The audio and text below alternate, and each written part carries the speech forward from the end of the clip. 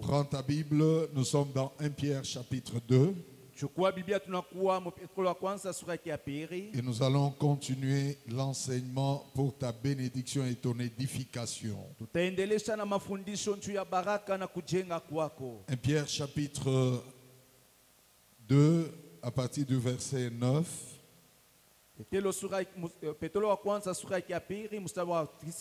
Nous allons faire la lecture au nom de Jésus pendant que nous sommes debout pour honorer la lecture de la parole de Dieu. La Bible dit, vous au contraire, vous êtes une race élue, un sacerdoce royal, une nation sainte, un peuple acquis, afin que vous annonciez les vertus de celui qui vous a appelé de ténèbres à son admirable lumière.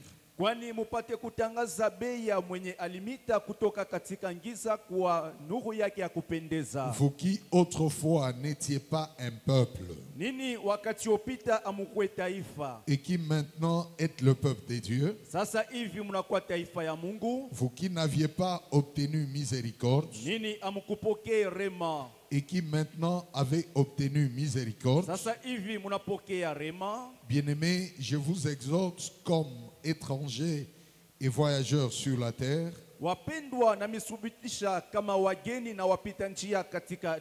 à vous abstenir de convoitises charnelles qui font la guerre à l'âme. Ayez au milieu des païens une bonne conduite, afin que là, même où ils vous calomnient comme si vous étiez des malfaiteurs, ils remarquent vos bonnes œuvres et glorifient Dieu au jour où il le visitera.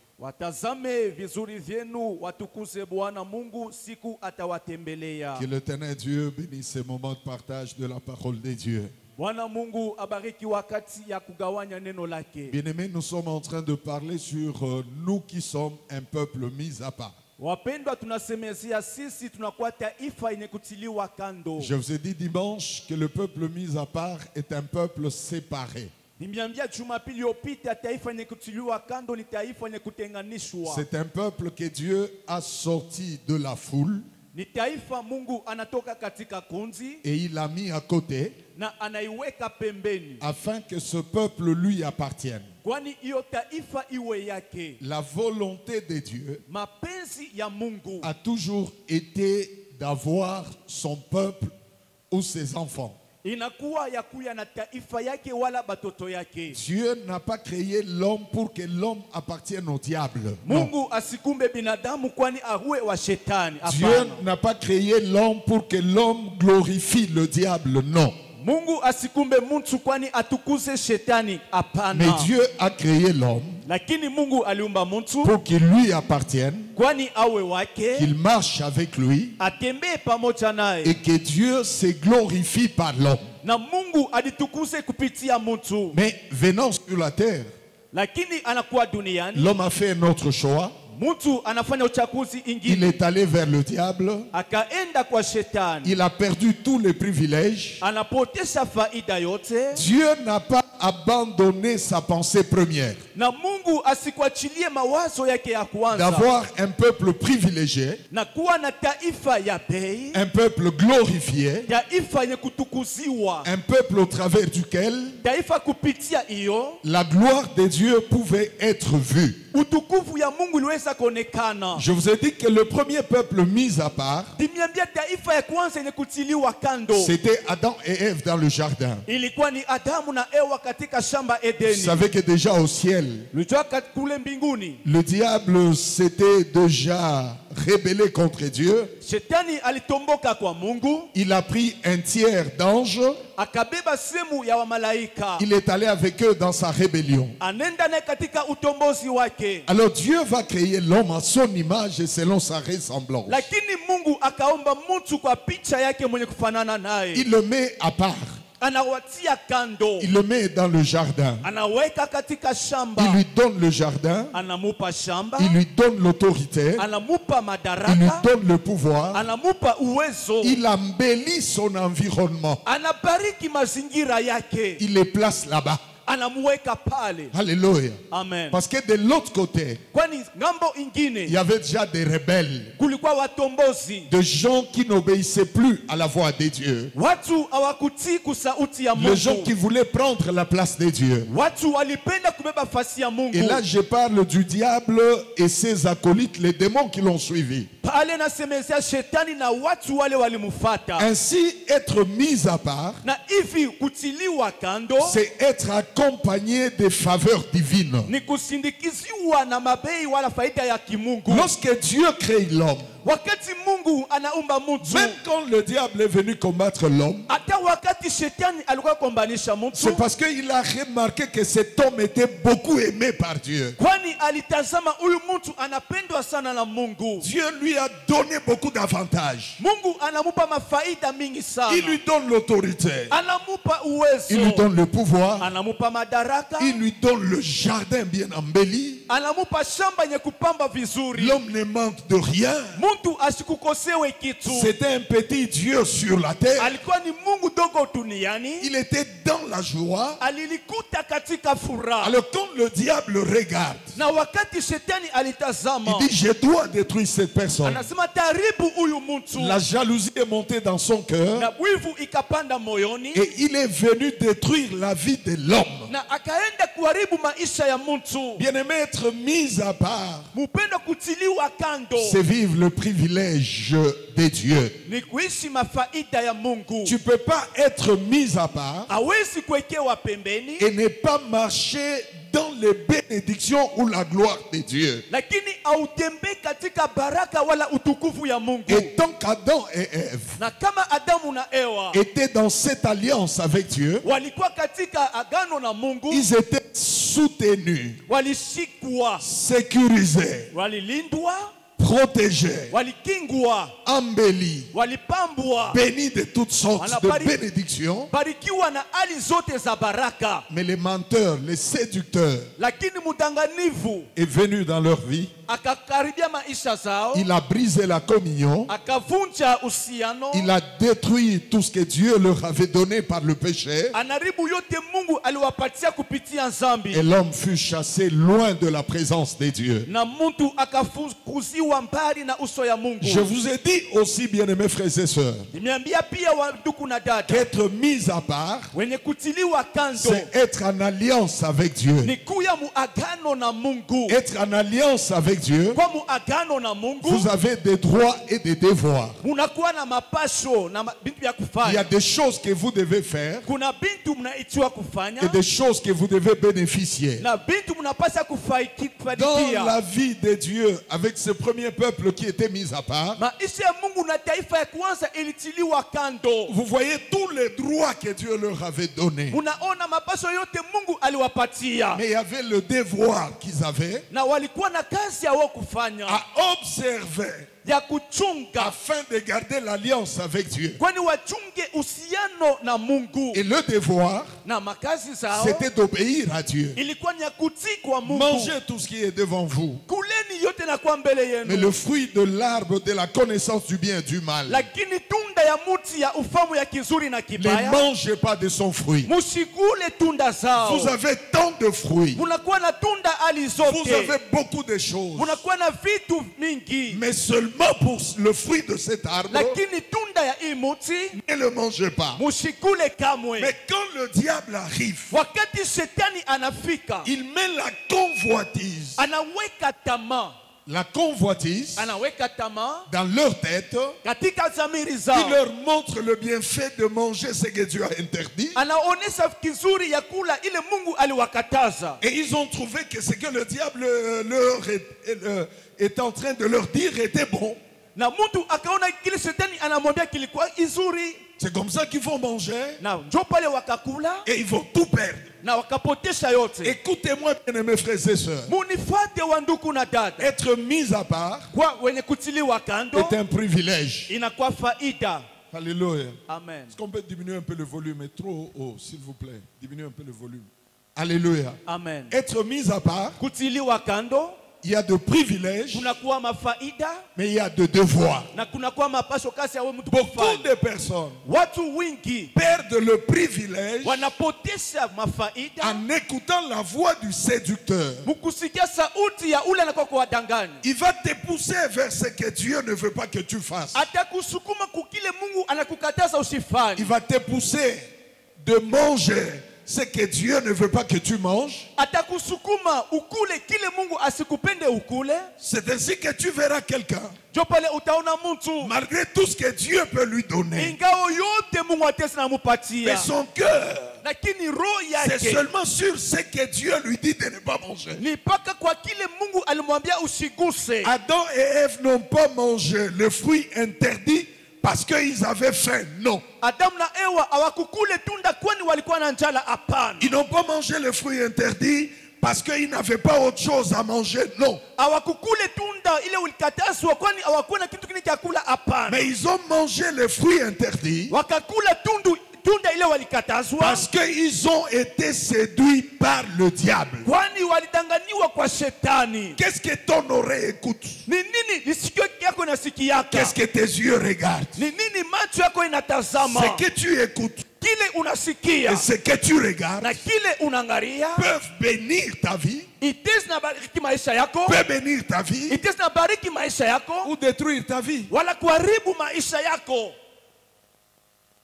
Ce que tu écoutes et ce que tu regardes influence ta vision, ta réflexion et ta façon de faire les choses.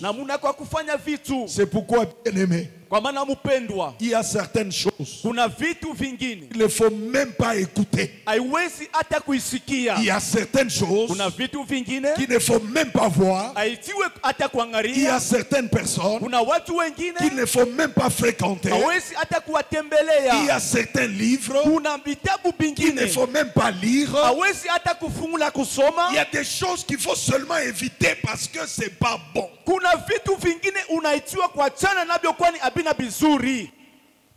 Amen. Alléluia. Amen. Tu as besoin de la connaissance de Dieu. Elle est dans la Bible. C'est la Bible que Dieu nous a donnée. Et au travers de la Bible, nous avons la connaissance de Dieu par le Saint-Esprit. Aucun autre livre écrit par un homme ne peut devenir plus important et plus grand que la parole de Dieu qui est la Bible. Aujourd'hui, il y a beaucoup d'enseignements. Les gens tirent des choses par-ci, par-là. Et les gens pensent beaucoup connaître. Mais si une connaissance est contraire à la parole de Dieu, mettez-la de côté. La connaissance que le serpent amène dans le jardin, le jardin qui est l'image de l'église, qui peut être l'image de ta famille, qui peut être l'image de ta vie, on amène une autre connaissance, on amène un autre message, on amène une autre réflexion, on amène une nouvelle révélation. Et tout ce qu'on amène dans le jardin est contraire à ce que Dieu t'avait dit avant. Paul est en train de dire, Paul c'est notre apôtre, il dit si quelqu'un vient à vous avec un autre évangile différent de celui que nous vous avons prêché, qui soit anathème, et une telle personne ne la recevez même pas dans votre maison et ne les saluez même pas. Le séducteur, il vient avec des paroles douces. Il vous montre des faux avantages. Il peut vous présenter l'amour du monde, la gloire du monde, les avantages que vous pouvez avoir dans ce monde. Et si tu n'es pas bien affermi, comme Ève, tu tombes dans la séduction et tu perds tout. Et notre problème avec Adam, c'est que bien aimé, Adam n'était pas loin de sa femme. Parce que la Bible dit, après que la femme ait mangé, elle donna aussi à son mari. Donc c'est comme s'il était là et il a laissé sa femme recevoir d'autres choses ailleurs. Et quand la femme prend ces choses, elle les lui donne, il prend aussi sans parole. Or l'instruction était donnée à Adam avant que Ève ne soit formée de la côte de l'homme. Dieu a dit à l'homme, je t'établis dans le jardin pour les cultiver et le garder. Tu mangeras tous les arbres, les fruits des arbres du jardin. Mais le fruit de l'arbre de la connaissance du bien et du mal, ne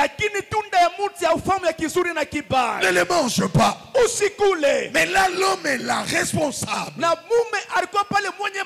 La mort rentre dans sa maison. La mort rentre dans sa vie. Il est là comme un homme irresponsable qui n'a aucun mot à dire, qui accepte même la mort qui est entrée. Mais bien aimés frères et sœurs, le diable était menteur, le diable est mauvais, le diable est méchant, le diable ne vous aime pas. Ne lui ouvrez pas une porte, même pas une fenêtre. Lorsque quelqu'un vient à vous, il commence à vous dire des choses contraires à l'évangile que je vous ai enseigné. Mettez-les de côté. Évitez cette personne. Ce que la femme pouvait faire, c'était de dire à son mari, mais chérie, est-ce que tu entends ce que cet homme est en train de me dire? Le serpent me dit que si nous mangeons, les yeux vont s'ouvrir. C'est pourquoi je conseille toujours aux femmes de connaître leur place et d'éviter de prendre des engagements sans l'accord de leur mari. Parce que la mort peut entrer dans la maison. La mort peut entrer dans la famille. Et la destruction sera générale. Ne te dis pas que c'est son problème. Quand ce problème l'atteindra, ça t'atteindra aussi. Ça te touchera. C'est comme ça qu'on les chasse tous les deux. Et quand Dieu vient dans le jardin pour chercher le peuple mis à part, il n'appelle pas Ève. Il dit Adam, où es-tu? Adam, où es-tu? Adam accuse la femme. Dieu n'a pas le problème d'abord avec la femme. Toi responsable, toi que j'ai établi, toi que j'ai investi de toute autorité, Qu'est-ce que tu as fait? Oh non, c'est la femme que tu m'as donnée. Le problème n'est pas la femme. Mais toi, sois responsable. Le problème, c'est pas elle. Parce que tu avais le choix aussi de refuser à ne pas manger. Et tu as pris, tu as mangé. Les malheurs les a atteints. Ce couple a été chassé. Ils ont perdu la gloire de Dieu. Ils ont perdu les avantages. Et ils sont devenus un peuple abandonné, délaissé, chassé du jardin. Regarde le voisin. Dis-lui, ma soeur, mon frère, faisons tout pour plaire à Dieu et demeurer toujours un peuple mis à part. On ne le devient pas par un slogan, mais on le devient en gardant l'alliance entre nous et Dieu. Celui qui garde l'alliance, il garde la parole. Celui qui garde l'alliance, il respecte Dieu. Celui qui garde l'alliance, il marche selon la parole. On les chasse du jardin. On maudit la terre. On maudit la femme. On maudit les serpents. Et qui était grand, le voilà dehors. Maudit, détruit, déstabilisé, dépouillé, désemparé, désillusionné. Ils sont dehors, dépouillés de la gloire de Dieu. Quelqu'un dit Amen. Amen. La volonté de Dieu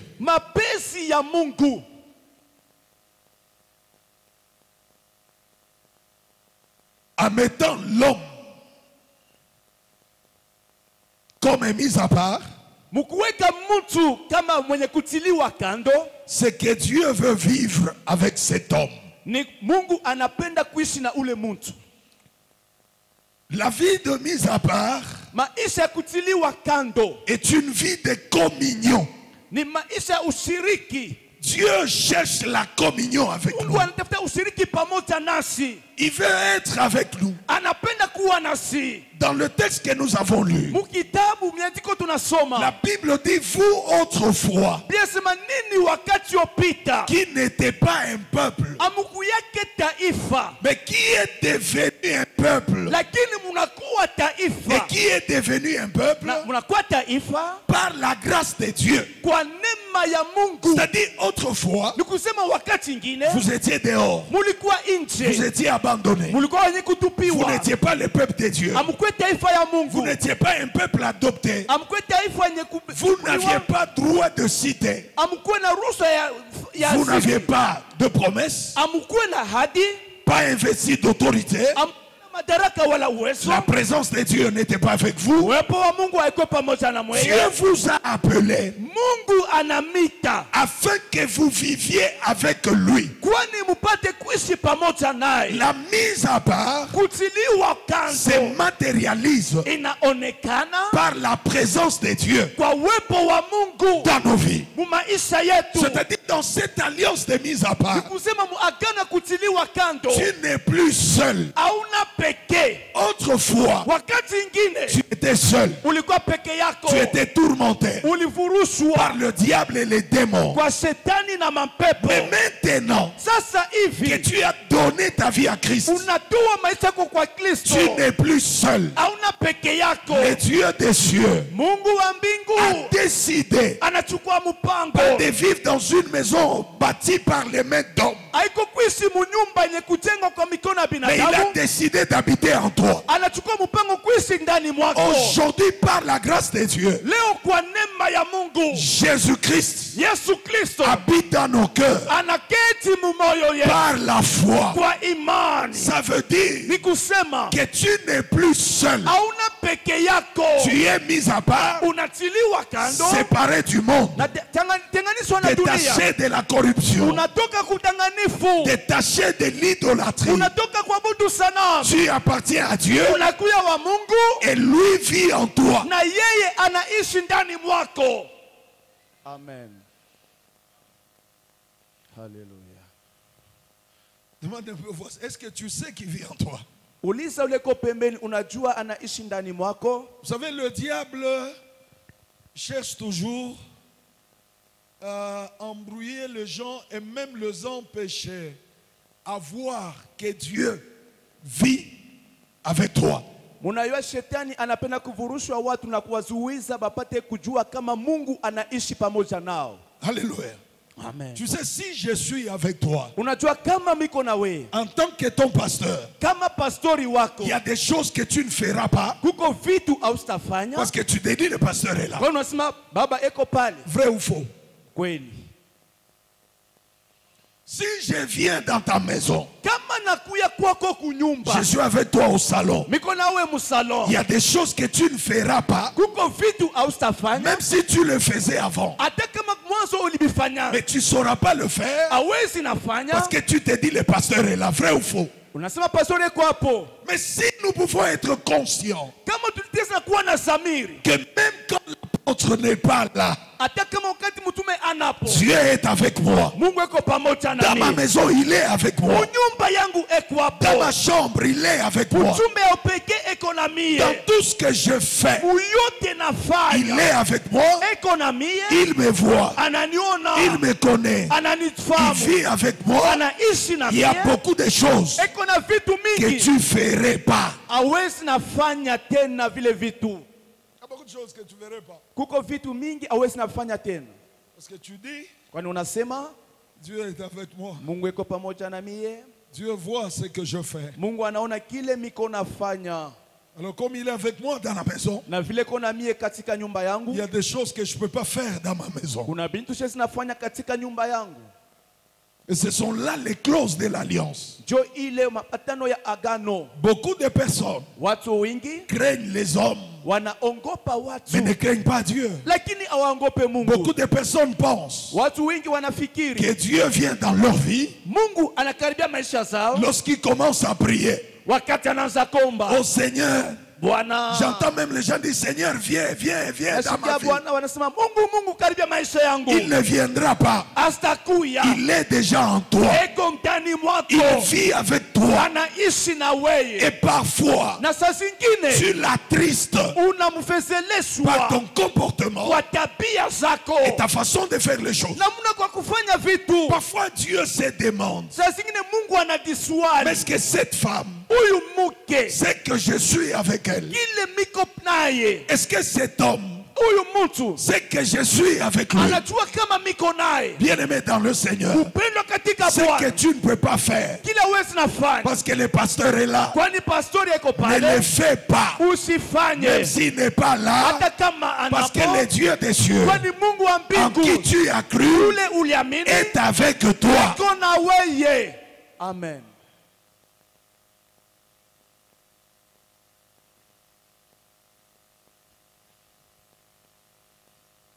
Je vous ai toujours dit que vous n'avez pas besoin de sentir la chair de poule pour croire que maintenant Dieu est venu. Moi, il m'arrive de fois de parler avec lui en souriant.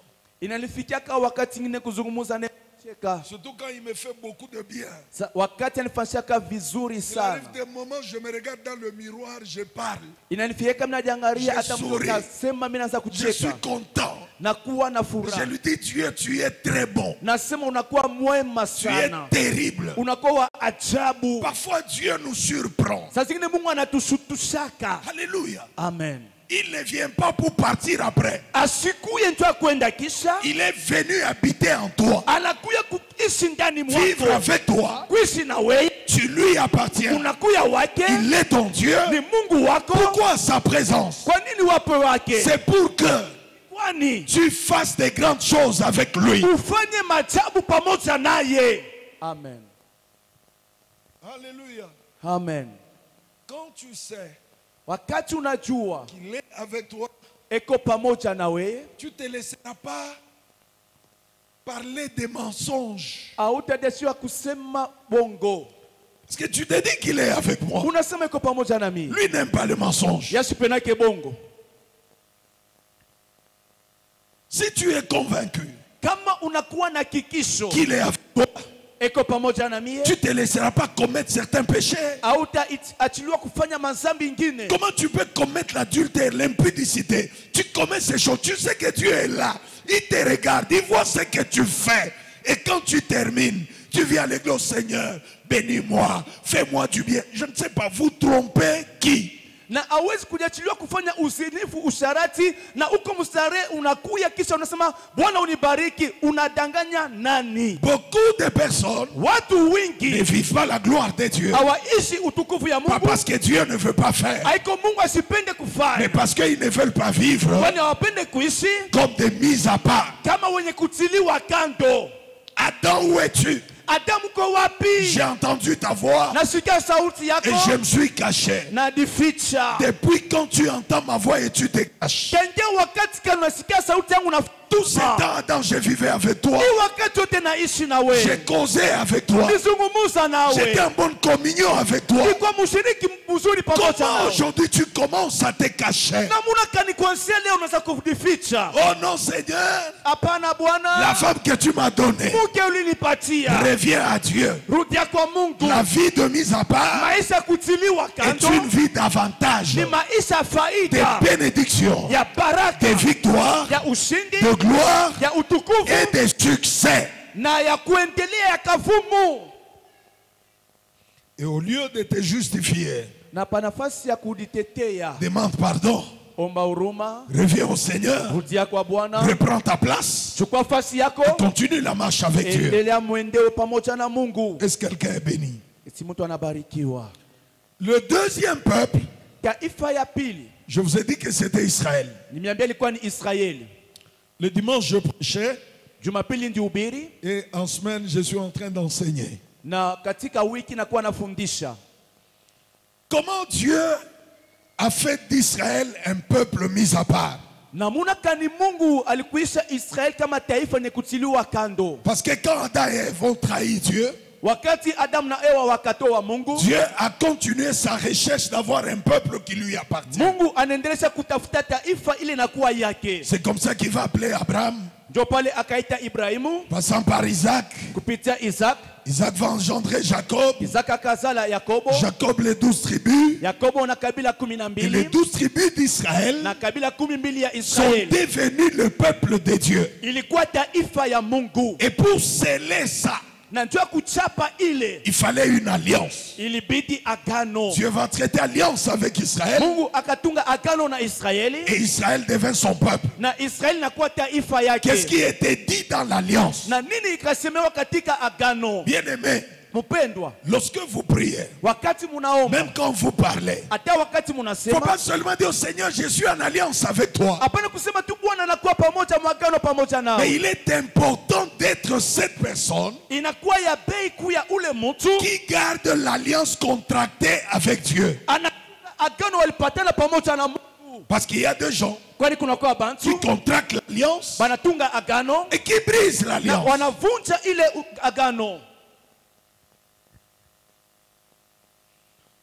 L'alliance avec Israël.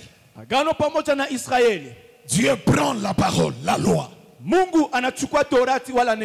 Il leur donne sommet de la montagne au travers de Moïse. Et il demande à Israël si Israël accepte de marcher avec Dieu. Parce que deux personnes ne peuvent pas marcher ensemble, dit la Bible, s'ils ne se sont pas convenus. Et je vous ai toujours dit, c'est convenir avec Dieu. C'est pas que chacun amène sa parole, l'autre amène sa parole et puis on prend le juste milieu, non. Si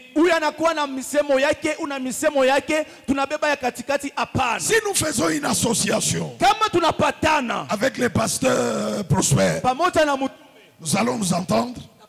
comment on va marcher? Moi je propose, lui aussi propose, on voit ce qui nous convient ensemble, nous le prenons et nous commençons la marche. Ça c'est selon les hommes, mais selon Dieu, parce que l'homme ne peut pas conduire Dieu, c'est Dieu qui conduit l'homme.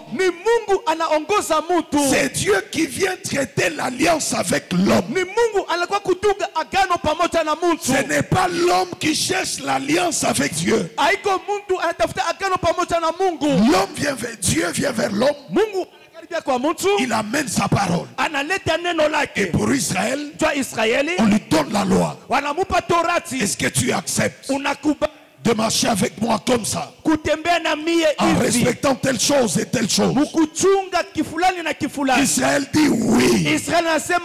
Nous acceptons, nous obéirons, nous marcherons selon la parole de Dieu.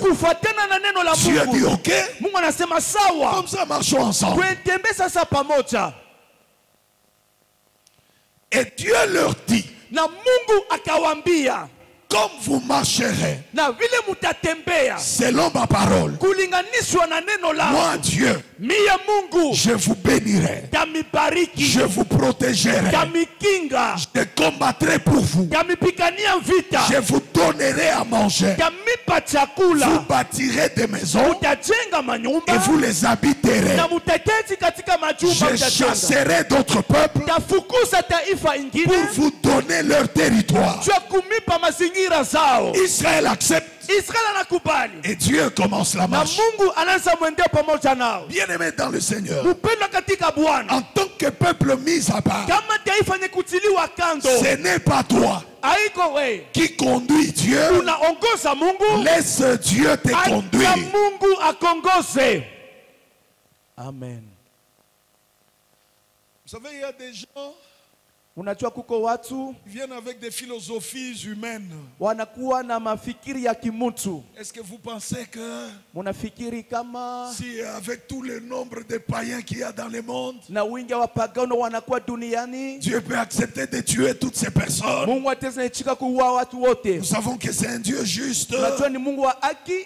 Comment il peut faire ça? Atafanya maneno namuna gani? La parole de Dieu, neno la Mungu, ne se comprend pas par des raisonnements humains. La parole de Dieu se comprend par le Saint-Esprit. Et on dit amen à ce que Dieu nous a dit. Au temps de Noé, il a exterminé la terre. N'oubliez pas ce que Dieu a fait de Sodome et Gomorrhe. N'oubliez pas de la femme qui était devenue la femme de Lot, qui devint un bloc de sel à cause de la désobéissance. Donc si tu veux demeurer mis à part, laisse-toi conduire par Dieu. Ainsi Dieu avec Israël, il le prend du monde, il le sépare du monde. Israël devient son peuple. Les yeux de l'Éternel sont maintenant sur Israël.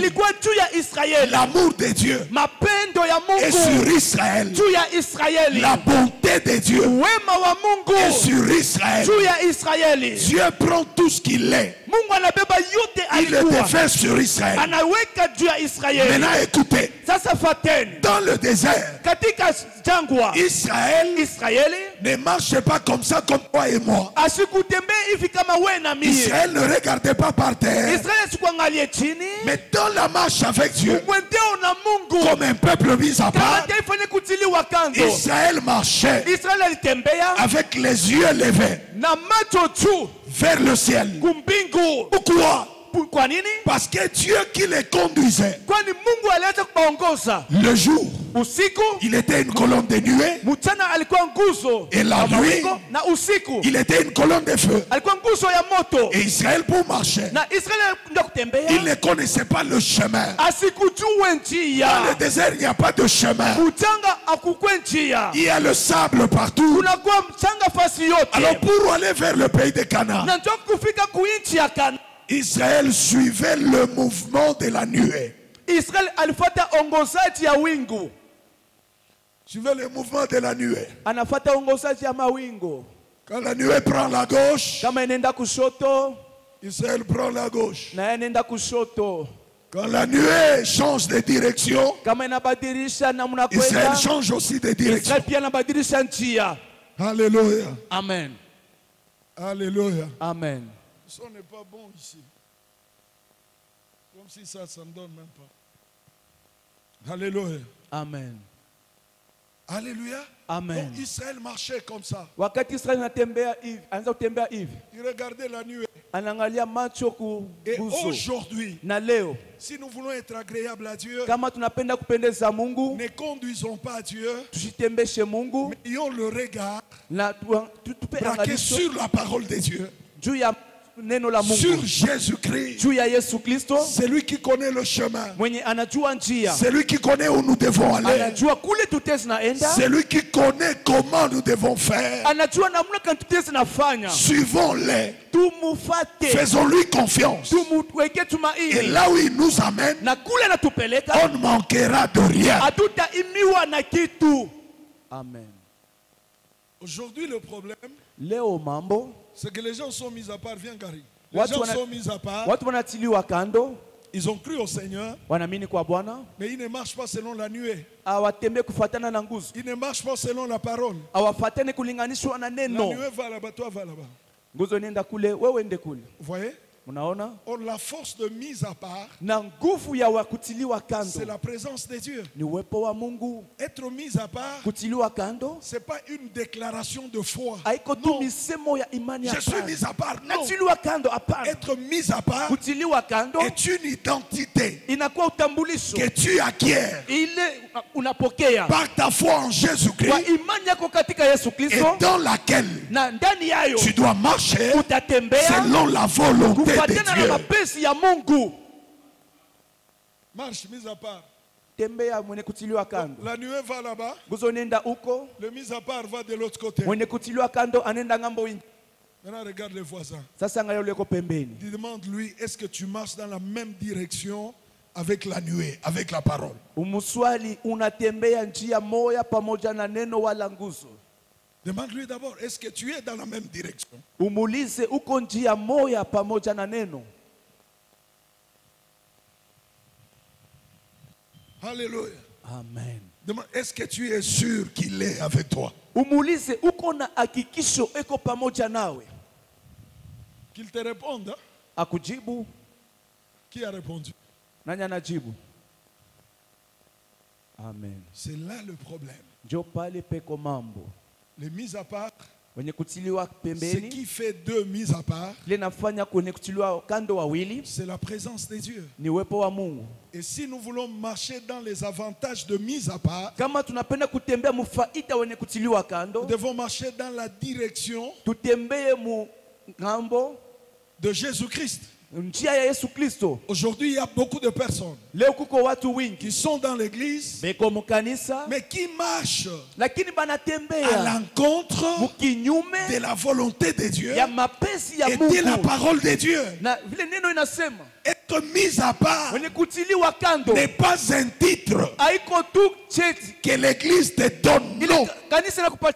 Être mis à part est une identité que tu acquiers de Dieu par ta foi en Jésus-Christ et dans laquelle tu marches conformément aux clauses de l'alliance. Et la Bible dit, si vous aimerez à moi et que mes paroles demeurent en vous, demandez tout et cela vous sera accordé. Vous comprenez comment les mises à part marchent? Ils demeurent en Christ et les paroles de Christ demeurent en eux. Ainsi tout ce qui demande, Dieu le leur donne. Mais s'il y a des personnes qui ne veulent pas demeurer en Christ et qui n'ont pas la parole de Christ, le chrétien mis à part doit avoir l'abondance de la parole, connaître la parole de Dieu et marcher selon la parole de Dieu. Ta maison doit être l'église en miniature et mise à part, ne se comportera pas comme un païen chez lui en disant moi je ne suis pas pasteur, moi je ne suis pas pasteur. Tu peux ne pas être pasteur, mais tu es mis à part. Ta maison est mise à part, ton foyer est mis à part, ton mariage est mis à part, tes enfants sont mis à part. Vivez la vie de mise à part et la gloire de Dieu vous accompagnera.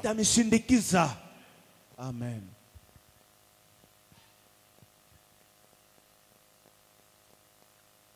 Donc le deuxième peuple,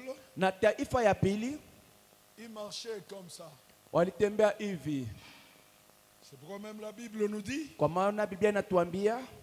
aspirer, aspirer, désirer les choses d'en haut. L'église d'aujourd'hui marche comme ça. Dans les cœurs, pas qu'à bintou, des choses. Donc l'église d'aujourd'hui c'est ça. Bintou. Les choses. Les yeux sont sur la terre. La gloire du monde. La recherche des choses de la terre plus que les choses du ciel. Mais la Bible dit, vous les mis à part, cherchez premièrement le royaume et la justice de Dieu. Toutes les autres choses vous seront données par-dessus. Par-dessus. Quand on est mis à part, Dieu devient notre priorité. Notre priorité. Parce qu'au commencement, c'est Dieu. Il est l'alpha. Il est l'oméga. Dieu sait que tu as besoin d'argent. Dieu sait que tu as besoin de payer ton loyer. Dieu sait que tu as besoin de la voiture. Mais que les choses de ce monde ne prennent pas la place de Dieu dans ton cœur. Que ton travail ne prenne pas la place de Dieu dans ton cœur. Donne à Dieu la première place dans ton cœur, dans ta vie, et les autres choses Dieu te les donnera. Israël marchait comme ça. Quand tu marches comme ça, le ciel pourvoira pour toi. Alléluia. Amen. Quand on marche en aspirant aux choses célestes, aujourd'hui il y a beaucoup de chrétiens qui ne demandent jamais des choses spirituelles. Quand il faut prier, c'est toujours Seigneur, donne-moi l'argent. Seigneur, je veux acheter un terrain. Seigneur, je veux construire. Seigneur, je veux me marcher. Je veux me marier. Mais aspire aux choses spirituelles. Wakati anaomba Bwana unipatie gari, napenda kujenga, lakini awapende kuomba vitu vya kiroho. Combien de personnes Dans leur prière, ils se tiennent devant Dieu comme ça. Seigneur, donne-moi la sagesse.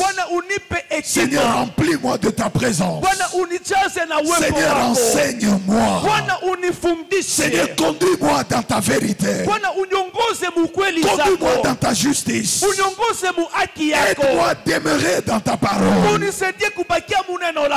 veux marcher dans ta victoire. Donne-moi des dons spirituels. Utilise-moi puissamment afin que je devienne un canal de bénédiction spirituelle pour mon église et ma famille. Aujourd'hui, Léo, même le serviteur, les yeux braqués sur les choses. Braqués sur les choses. Vous trouverez les gens, ils n'ont même plus le temps de méditer. Même pas de lire la Bible. Même pas le temps de prier. Les choses. La Bible dit, que servirait-il à un homme de gagner le monde entier, mais de perdre son âme? Les choses ne sont pas mauvaises. L'argent n'est pas mauvais. Mais que ça ne prenne pas la place de Dieu dans ta vie. Qui a la première place dans ton cœur? Est-ce que tu es sûr que c'est Christ? Ou c'est l'argent? Ou c'est le travail? Ou ce sont, je ne sais pas, tes relations? Vous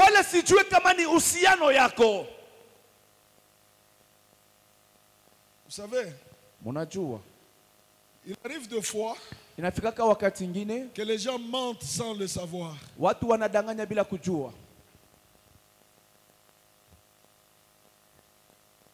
Je vais vous poser une question, mais j'ai besoin des hommes et des femmes sincères. Frère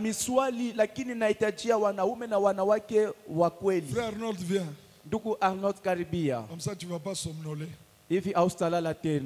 Somnoler, voilà. Alléluia. Amen.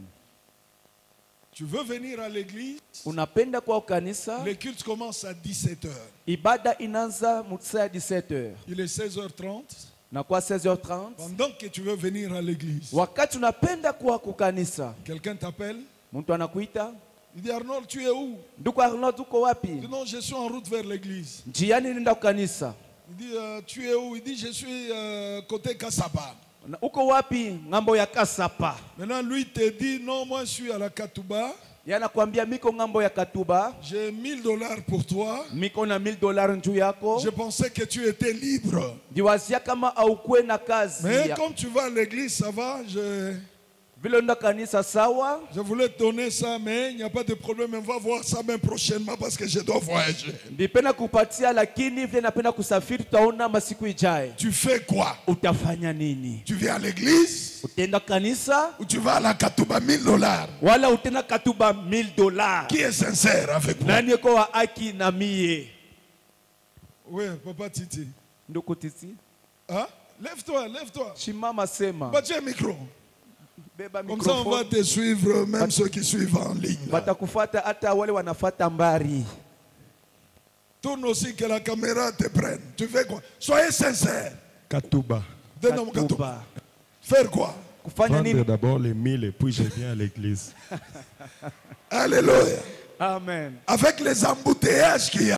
Tu sais qu'en allant avec les embouteillages, tu ne rentreras pas à l'église à temps. Tu fais quoi, Papa Titi? S'il y a les embouteillages, je rentre à l'église. Tu fais comment? Tu ne pars pas à la Katouba.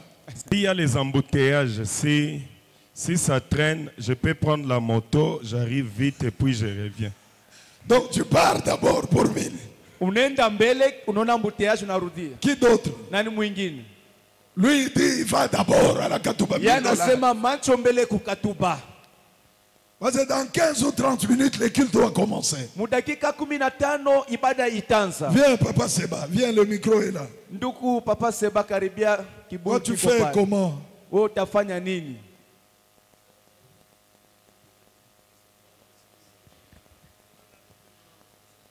Alléluia.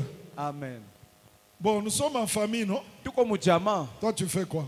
Shalom Église. Shalom. Bon, Dieu, comme il nous fait grâce, j'ai mes écouteurs. Ouais. Je commence à suivre la prédication au téléphone. Et puis je prends la moto, je pars. Et puis je rentre encore. Alléluia. Donc il dit, il va d'abord prendre les 1000. Et il va suivre la parole de Dieu en ligne. Donc d'abord les $1000. Qui encore? Soyez à l'aise, nous sommes dans... Oui, Maman Anne-Marie. Maman Anne-Marie. Viens, maman. Battez le micro. Battez le micro. Vous faites comment? Moi, je vais d'abord aller à la Katouba. D'abord à la Katouba. Récupérer les $1000. Oui. Après, je vais demander pardon à Dieu. Il a vu la disposition de mon cœur. Alléluia. Dieu a vu la disposition de mon cœur. Pardon? Dieu a vu la disposition de mon cœur. Je vais demander pardon. Tu vas demander pardon. Mais tu prends d'abord les 1000. $1000. Ok, merci beaucoup. Qui d'autre?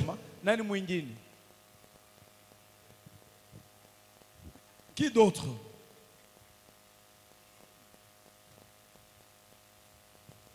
Cette question entre dans le verset qui dit cherchez premièrement le royaume. Vous savez pourquoi tout le monde dit je pars d'abord prendre les $1000? Il y a quelque chose qu'ils n'ont pas dit. Quelque chose qu'ils n'ont pas dit, c'est que je prends d'abord les $1000, la parole de Dieu, je vais toujours la suivre. Même demain, je suivrai. Et ils pensent que l'occasion de $1000 ne vient pas tous les jours. C'est ça, non? Or, quand on est spirituel et qu'on connaît Dieu, certaines choses, quand on est entre deux choix, on s'est dit, j'aime mon Dieu. J'avais le programme d'aller écouter la parole. J'irai d'abord écouter la parole. Si cet argent m'appartient, ça m'attendra. Et même si je le rate, parce que j'aime Dieu, c'est Dieu qui voit mon cœur. Et le sacrifice que je fais, il me bénira plus que ça. Amen.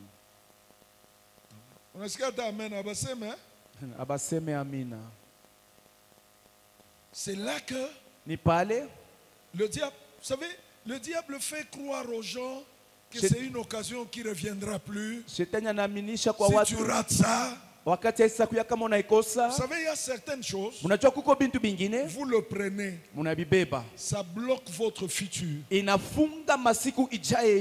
Et les choses qui étaient déjà préparées pour vous, vous le perdez parce que vous avez fait le choix. Ça montre aussi que vous aimez l'argent plus que Dieu, mais sans le dire.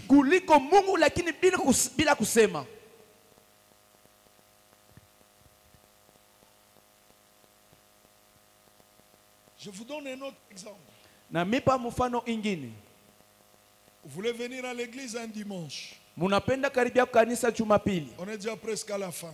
Vous vous apprêtez pour venir à l'église. Un ami ou un frère apparaît chez vous. Il dit non, je viens vous voir à 8h ou à 7h. Tu fais quoi?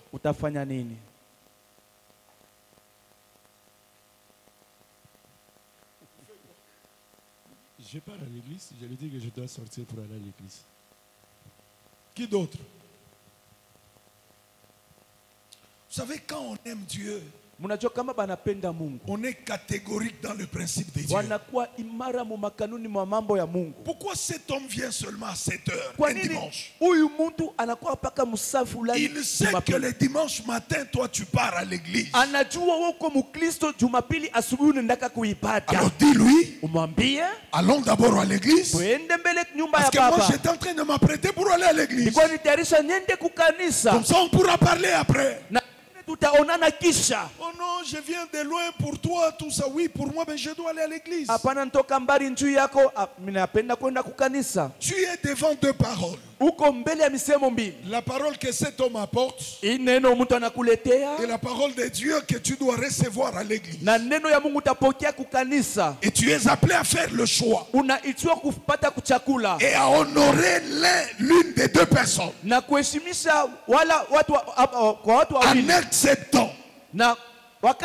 en acceptant de rester à la maison.